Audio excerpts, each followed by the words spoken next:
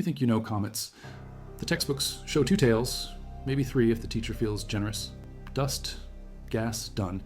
But step outside those classroom walls and the reality twists. 7 tail types, 7 mechanisms that defy what you thought was simple. Some stretch millions of kilometers, others break off entirely and drift into space. A few glow blue from carbon monoxide ions. One type was discovered just 28 years ago. Which ones have you actually seen? Which ones will appear in your lifetime? And why does a 70-year-old discovery still change every time we point new instruments at the sky? Before you close this because you think astronomy is dry, understand this. Every tail formation involves plasma physics, magnetic reconnection, particle fragmentation, cascades, radiation pressure effects measured in beta ratios, and solar wind interactions that can slow a stream from 700 kilometers per second to 400. These aren't just pretty pictures for calendars. These are active laboratories, where matter transitions between states at velocities you cannot comprehend across distances that make Earth look microscopic. The data comes from spacecraft encounters, ground observations spanning centuries, and discoveries published in journals like the Astrophysical Journal, Nature, and Icarus. If you value documented cosmic phenomena and the mechanisms that govern our solar system, subscribe. It's the best way to support our work. Also comment from which city you're hearing this from. This script is researched and factual, using sources from papers like Comets et al.'s 1997 study in the Astrophysical Journal that first identified the neutral sodium tail, published October 2nd, 1997. And Jones et al.'s 2018 analysis in Icarus on striae formation in Comet McNaught, published in volume 319. These aren't Wikipedia summaries. These are peer-reviewed studies with magnetometer data, ion spectrometer readings, and temporal mapping techniques that track dust particle beta values against ejection times. Now back to the information. Number 1, the ion tail, also called the plasma tail or gas tail, type 1 in the Bredichin classification system from 1879. This tail points almost exactly away from the sun, always. The mechanism starts with ultraviolet photons from the sun hitting neutral gas molecules in the coma, water vapor, carbon monoxide, carbon dioxide, methane, ammonia. The UV radiation strips electrons from these molecules. Now they're ions, charged particles.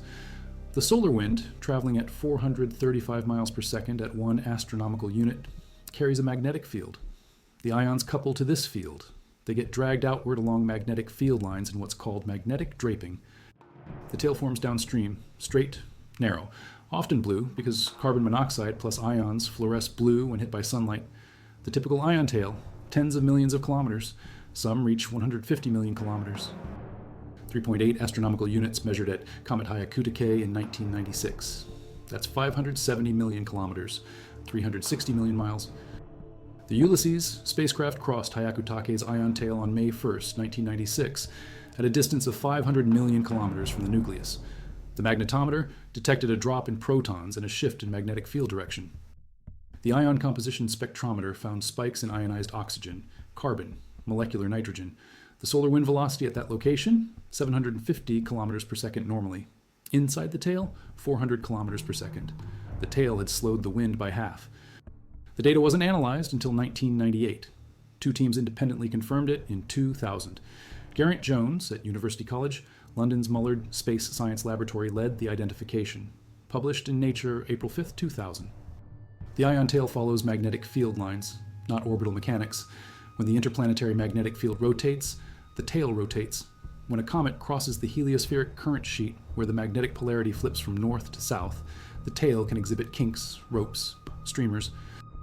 The magnetic reconnection creates what looks like twisted cables of glowing plasma.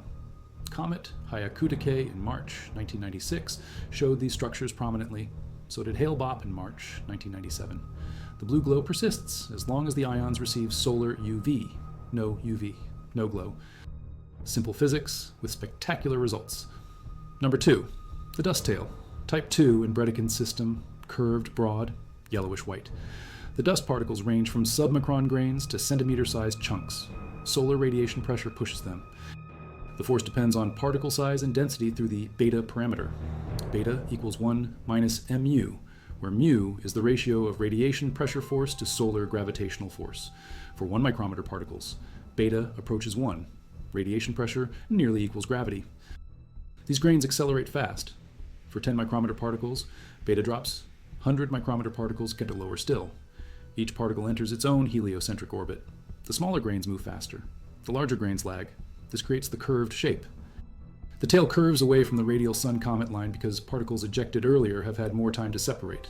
The dust reflects sunlight, white to yellow depending on composition. Silicates, carbonaceous material, organics. The typical dust tail stretches 1 to 10 million kilometers. Comet McNaught in January 2007 showed a dust tail visible to the naked eye that extended 35 degrees across the sky. That's 70 full moons lined up. From Australia, observers reported the tail reached the horizon. The dust persists along the comet's orbital path. When Earth crosses this debris trail, we get meteor showers. Perseid meteors from Comet Swift-Tuttle, Leonids from Comet Tempel-Tuttle. Dust tails can show fine structure. Synchronic bands, also called striae, linear features that don't follow normal syndine or synchrone curves. Syndines connect particles of the same beta value ejected at different times. Synchrones connect particles of different sizes ejected simultaneously. Striae are neither. They form from fragmentation events. Large dust chunks detach from the nucleus, boulder-sized. These chunks fragment into smaller pieces. The fragments separate by size under radiation pressure. The result? Parallel streaks in the tail. Comet McNaught showed spectacular striae in January 2007. The Soho-Lasco C3 coronagraph captured their formation. Price et al. Published the analysis in Icarus Volume 319 in 2018. They used temporal mapping, plotting dust in beta versus ejection time phase space. The striae remained at constant locations in this phase space, proving they formed from specific ejection events. Comet Hale-Bopp in March 1997 displayed striae visible from Earth.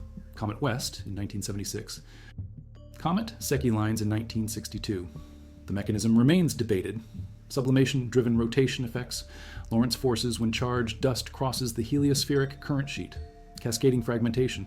Probably all three contribute. The striae typically appear post-perihelion beyond 1 astronomical unit. They require high dust production rates. Only great comets show them clearly. Number 3, the anti-tail, also called the sunward spike. This tail appears to point toward the sun. Optical illusion, pure geometry. The reality? Large dust particles ejected before perihelion remain near the comet's orbital plane. These particles are big, millimeter-sized, centimeter-sized. Radiation pressure barely affects them. Beta near zero. They orbit the sun almost like the comet itself, but slightly slower. Over weeks and months, these particles spread along the orbital path, forming a disk. When Earth passes through or near the comet's orbital plane, we see this disk edge on. It looks like a spike pointing sunward. The anti-tail consists of the slowest moving or largest particles. They lag behind in the comet's orbit, but from our viewing angle, they project toward the sun. The effect lasts a few days to weeks. When Earth moves out of the orbital plane, the spike vanishes. Comet Arend-Roland in April 1957 showed the most famous anti-tail of the 20th century. Photographed from Lick Observatory, April 25, 1957. The spike extended several degrees. Comet Kohoutek in December 1973 and January 1974 displayed an anti-tail. Comet Halley in February 1986, brief but documented. Comet Hale-Bopp in March 1997, Comet Lulin in February 2009. Comet C 2022 E3ZTF in January 2023. Comet 12 P Pons-Brooks in 2024. Comet C 2023 A3 Suchenshan Atlas in October 2024. Comet 3 I Atlas in January 2025. The anti-tail proves that comet dust dynamics involve 3 dimensions. Not just the flat picture in textbooks. The particles spread above and below the orbital plane too, forming a 3-dimensional disk that gets compressed into a spike only when our viewing geometry aligns. The Finson-Probstein dust tail model from 1968 mathematically describes this. They introduced synchronic tubes, 3-dimensional structures replacing 2-dimensional synchrones. The model explains anti-tails, necklines, and other geometric projection effects. Anti-tails appear most prominently in comets with high dust-to-gas ratios. When the nucleus ejects large particles with low ejection velocities, these particles barely escape the nucleus gravity. They drift slowly into the tail region. Radiation pressure can't overcome their inertia quickly. So they linger near the orbital plane for months, ready to create a sunward spike when Earth crosses the plane at the right time. If you value these deep dives into documented phenomena that most sources gloss over, subscribe. We're halfway through and the mechanisms only get more extreme. Also comment where you're watching from. The research for this comes from sources like the Finson and Probstein papers in the Astrophysical Journal from 1968, Kimura and Liu's neckline analysis from 1977 published in Icarus West, and Sekanina and Farrell's work on Comet West from 1980 in the Astronomical Journal. These papers use orbital mechanics, particle dynamics, and observational data spanning decades, not speculation, math and measurements. Now back to the list. Number 4, the sodium tail. The neutral tail, third type discovered, April 1997. Comet Hale-Bopp, Gabriele Cremonese and team at La Palma Observatory in the Canary Islands detected it. April 16, 1997, using the Isaac Newton telescope. A narrow straight tail extending away from the nucleus. Not blue like the ion tail, not curved like the dust tail. Yellow-orange from sodium D line emission at 589 nanometers. The tail measured 50 million kilometers long, 600,000 kilometers wide. Neutral sodium atoms, not ionized, not bound to dust, free atoms fluorescing under solar radiation. The discovery paper published October 2, 1997 in the Astrophysical Journal, Letters Volume 490, page L199. Title: Neutral sodium from Comet Hale-Bopp. A third type of tail. The mechanism? Radiation pressure from resonant scattering. Sodium atoms absorb photons at 589 nanometers. The photon absorption transfers momentum. The atom accelerates away from the sun. Then it re-emits a photon in a random direction. Net result? The atom moves anti-sunward. The acceleration is small but cumulative. Over hours and days, sodium atoms stream away from the coma, forming a distinct tail. The tail is straight because the radiation pressure acts uniformly. The atoms don't couple to the magnetic field like ions. They don't have the mass distribution of dust. They're in between, neutral, light enough for radiation pressure to matter, heavy enough not to ionize immediately, the lifetime against photoionization, hours to days depending on solar UV flux. Long enough to form a visible tail, the source of sodium, debated, possibly from sodium-bearing minerals and dust grains. The grains heat up as they leave the nucleus. Sodium sublimate off the grain surface, released as neutral atoms. Alternative hypothesis: sodium salts dissolved in the icy matrix. When the ice sublimates, it carries sodium along. Ellinger et al. In 2015 published in the Astrophysical Journal Letters proposed that sodium started as Na plus ions trapped during refractory material condensation in the protosolar nebula. The ions got incorporated into comet building blocks. Aqueous alteration in the nucleus transferred sodium from rocks to ice. When the ice sublimated, neutral sodium was released. The sodium tail at Hale-Bopp appeared post-perihelion. After April 16, it persisted for weeks. The tail was visible in sodium D-line images, but not in broadband images. You needed a narrow band filter centered on 589 nanometers. Reanalysis of Comet Hyakutake. Images from March 1996 revealed a sodium tail that observers had missed initially. Published by Cremonese et al. In Advances in Space Research Volume 29 in 2002. The Hyakutake sodium tail was fainter but present. This suggested sodium tails might be common in bright comets. We just hadn't looked for them.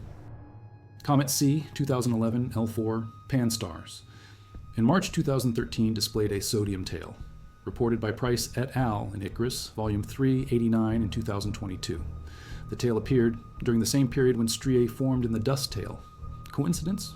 Probably not. Both phenomena involve dust fragmentation and particle release.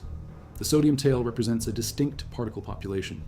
Neutrals in the mass range of 23 atomic mass units, moving under radiation pressure, not affected by magnetic fields, not reflecting sunlight like dust. Fluorescing, a hybrid phenomenon between gas and dust dynamics. Number 5, disconnection events, not a tail type, a tail behavior, but spectacular enough to count. The entire ion tail detaches from the coma, disconnects. The severed tail drifts away downstream. Meanwhile, the comet grows a new ion tail from scratch. The process takes hours to days. The cause? Magnetic field reversals in the solar wind. The comet sits in a region where the interplanetary magnetic field points one direction, north, south. The field lines drape around the coma, forming the ion tail. Then the comet crosses the heliospheric current sheet, the boundary where magnetic polarity flips. Suddenly, the field points the opposite direction. The old tail, still connected to the previous magnetic structure, gets cut off. Magnetic reconnection. The field lines pinch together. The tail severs. The disconnected tail moves away at solar wind velocity, 400 kilometers per second. Meanwhile, fresh ions from the coma couple to the new magnetic field orientation. a new tail grows. Comet Halley showed 2 disconnection events during its 1986 apparition, March 20th through 22nd, April 11th through 12th. Brocious et al. Analyzed the events using ice magnetometer and electron plasma data. Published in the 1988 Springer volume Exploration of Halley's Comet. The March event correlated with an interplanetary magnetic field polarity reversal. The April event correlated with either a compression region in the solar wind or another polarity reversal, possibly both. The calculated disconnection times, March 19th, 0.5, 5 plus or minus, 0.16 in decimal universal time. April 10th, 0.9, 1 plus or minus, 0.36. The tail recession speeds measured from photographs, 40 to 90 kilometers per second, variable. The acceleration was variable too, not constant. Comet Encke on April 20th, 2007. The stereo spacecraft observed the entire disconnection event. The ion tail was completely severed as the comet passed through a coronal mass ejection. The CME carried a strong magnetic field disturbance. The field reversal triggered frontside magnetic reconnection. The tail detached. Within hours, a new tail formed. Comet C 2009, R1 McNaught on May 26th. 2010 showed a disconnection event. Comet Lulin in February 2009. Multiple disconnection events, February 3rd and 4th, analyzed by researchers who found that Lulin crossed the heliospheric current sheet twice in 2 days. Each crossing triggered a tail detachment. The disconnection on February 3rd occurred at decimal universal time, 2009. February 3rd, 0.635 plus or minus 0.215. The radial velocity of the disconnected tail, 68 kilometers per second. Published in Acta Astronomica Sinica, volume 52 in 2011. Comet C 2022, the E3 ZTF in January 2023. Welbrock et al. Analyzed 5 large-scale tail disturbances.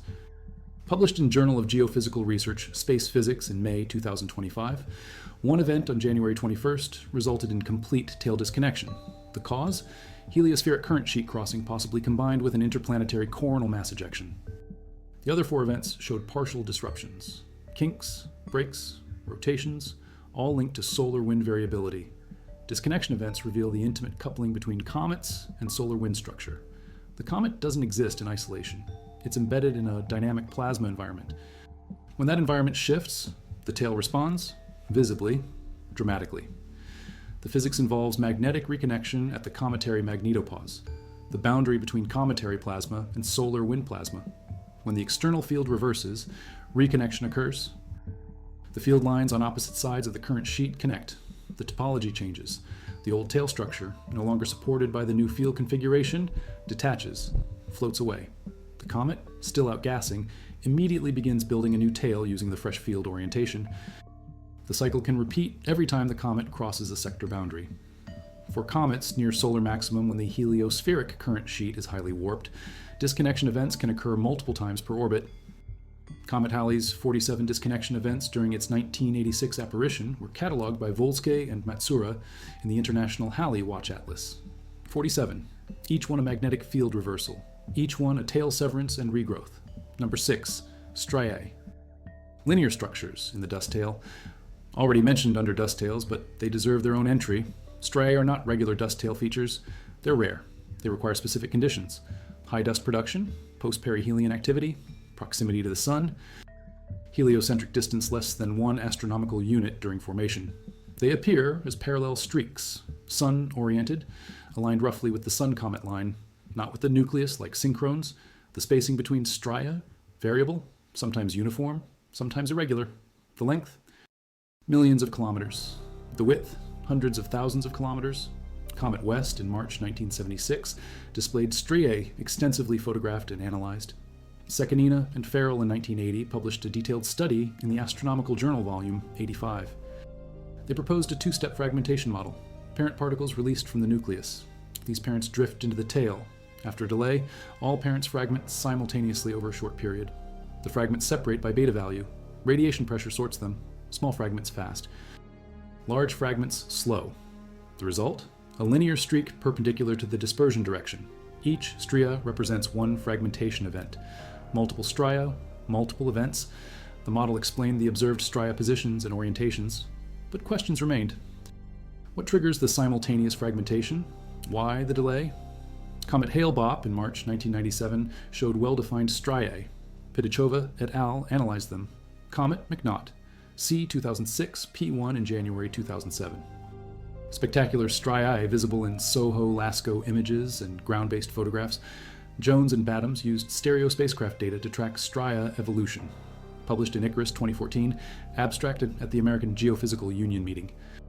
They found striae formed from ejected chunks that fragment due to sublimation-driven torquus, a Yorp-like effect from asymmetric outgassing. The chunks spin up, internal stresses build, fragmentation, the fragments form the visible striae. Steklov and Jacobson in 2015 published this sublimation-driven model in Icarus, volume 264. The model predicts stria formation only near perihelion, when solar heating is intense, when volatile rich chunks can sublimate and fragment rapidly. Beyond 1 astronomical unit, sublimation drops, fragmentation slows, no visible striae. The model also predicts stria formation primarily for comets with perihelia inside 0.6 astronomical units, matches observations. Great comets with sun-grazing orbits, high activity, volatile rich nuclei. Those show striae. Typical short-period comets at 1 to 3 astronomical units, no striae, not enough activity. Price et al. In 2018 and 2022 found an additional effect.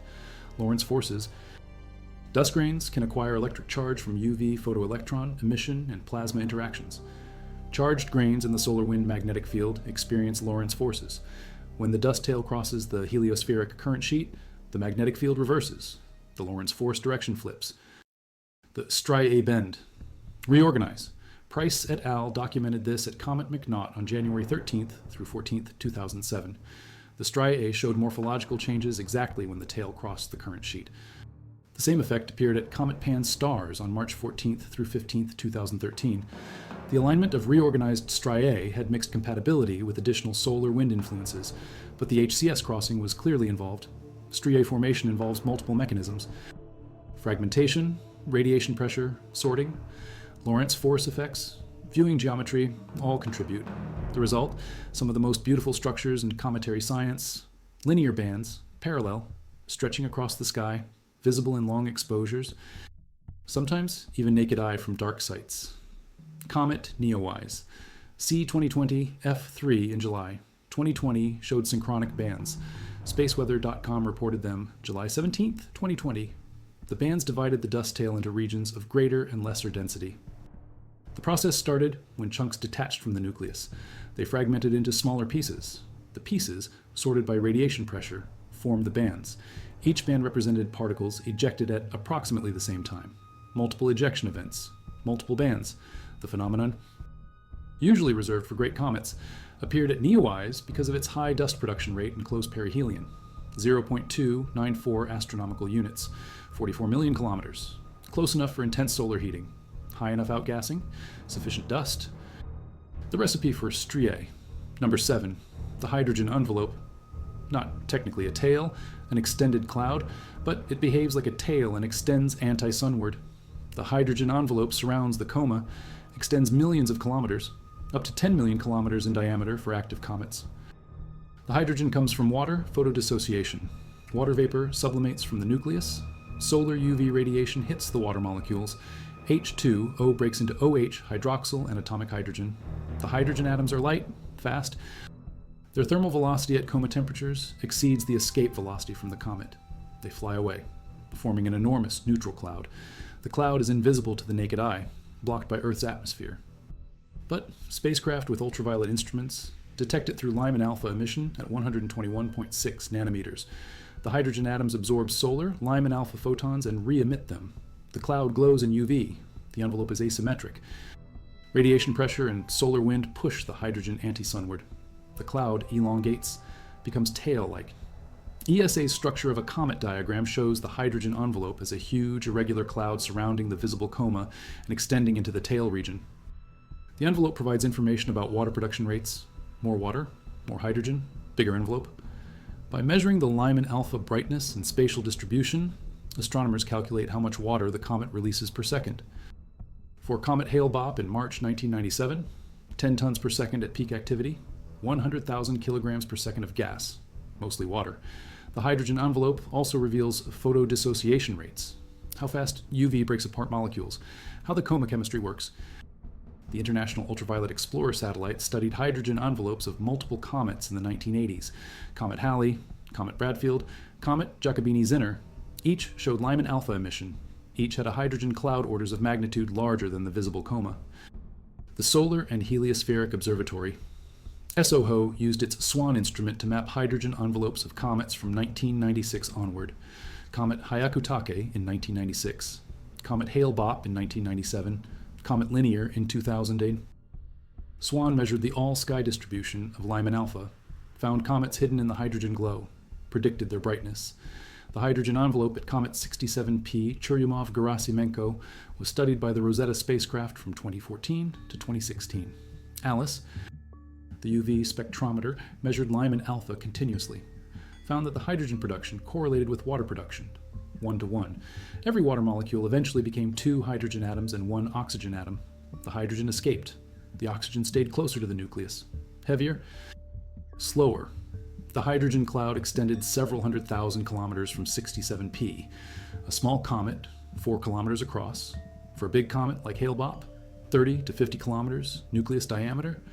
The hydrogen envelope reached 10 million kilometers, 67 times the distance from Earth to the Moon, a volume of space larger than the Sun, all from water sublimating off a dirty snowball. The hydrogen envelope doesn't just glow, it interacts with the solar wind. Hydrogen atoms can undergo charge exchange with solar wind protons. The neutral hydrogen steals an electron from a proton. The hydrogen becomes a proton. The solar wind proton becomes a neutral. This creates energetic neutral atoms that fly outward at solar wind speeds, 500 kilometers per second. The charge exchange process also produces X-rays. When the newly created neutral solar wind particle D excites, it emits X-ray photons. Comet Hyakutake in March 1996 was the first comet discovered emitting X-rays. The Rosette satellite detected them. X-ray emission at 0.1 to 2.4 kilo electron volts. Published in Science August 1st, 1997 by Mama et al. The mechanism? Charge exchange between highly ionized solar wind ions and neutral atoms in the hydrogen envelope. The ions had been stripped of most electrons, oxygen 7+, oxygen 6+, carbon 6+. When these ions grabbed electrons from neutral hydrogen or oxygen or carbon in the coma, they transitioned to lower energy states, emitted X-rays. The X-ray luminosity at Hyakutake, 10 to the 16th watts, detectable by satellites. Subsequently, dozens of comets have been found emitting X-rays. The mechanism is always charge exchange, always involves the neutral coma gas interacting with solar wind ions. The hydrogen envelope is the primary site, largest volume, most neutrals, most interactions. So the hydrogen envelope, while invisible from Earth, plays crucial roles. Water production indicator, photodissociation laboratory, charge exchange region, X-ray source, and it extends anti-sunward like a tail, a neutral gas tail made of the lightest element, spreading across millions of kilometers, surrounding everything else. The ultimate outer boundary of a comet's influence, 7 tail types, 7 mechanisms, the ion tail, straight and blue, pointing exactly anti-sunward, driven by magnetic field draping. The dust tail curved and white sorted by radiation pressure into beta-dependent trajectories.